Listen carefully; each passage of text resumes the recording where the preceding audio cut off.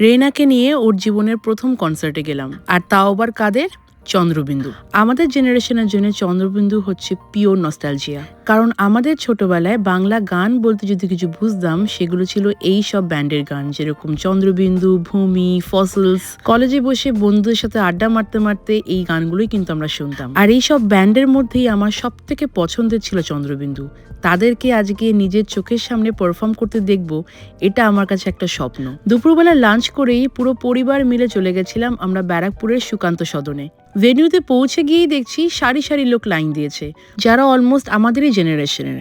মানে চন্দ্রবিন্দু এই কলকাতার লোকেদের কাছে যে কত বড় একটা ইমোশন, সেটা দেখেই বোঝা যাচ্ছিল। পুরো ইভেন্টটাই অর্গানাইজ করেছে আমার দিদি আর জামাইবাবু, মানে রেনার পিসি আর পিসমশাই। তাই ধন্যবাদ জানাই তাদেরকে, কারণ তাদের জন্যই আমি আমার স্বপ্নটাকে ছোট্ট করে একটু ছুঁতে পেরেছিলাম কালকে। আর সব থেকে ভালো লাগছিল এটা ভেবে যে যাদের গান শুনে আমরা বড় হয়েছি, রেনার লাইফের প্রথম কনসার্টও তাদেরকে দেখেই শুরু হচ্ছে।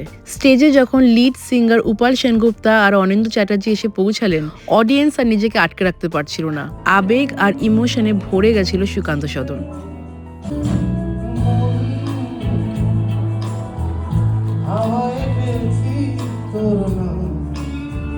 ওনাদের গানের সুরে সুরেই আমরা সবাই গা ভাসিয়েছিলাম।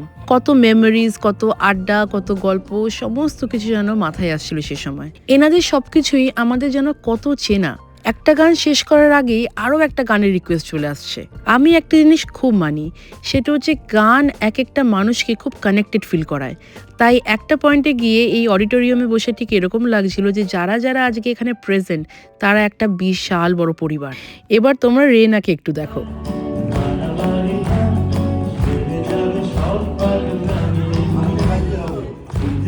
সব থেকে এটা দেখে আমার আরো বেশি ইমোশনাল লাগছিল যে রেনা কি এনজয় করছে। প্রত্যেকটি গানে রেনা ঠিক সামনে দাঁড়িয়ে এরকম করেই নাচছিল। প্রথম নিয়ে যাওয়ার জন্য খুব ভয় পাচ্ছিলাম, এটা ভেবে যে হয়তো খুব কান্নাকাটি করবে, অন্য লোকদের ডিস্টার্ব করবে, কিন্তু তা একদমই নয়।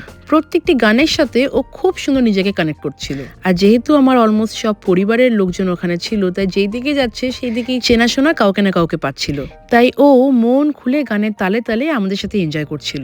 ব্রেকের সময় যখন বাইরে বসে খাওয়া দাওয়া করছিলাম আমরা সবাই, তখন দেখলাম ভেতর থেকে খুব চেনাশোনা একজনের গলার আওয়াজ পাচ্ছি। দৌড়ে ভেতরে গিয়ে দেখছি চন্দ্রিল ভট্টাচার্য সুর ধরেছেন। ব্যাস, অডিটোরিয়ামের ভেতরের যে অ্যাটমসফিয়ারটা কি তৈরি হয়েছিল আমি ভাষায় প্রকাশ করতে পারবো না।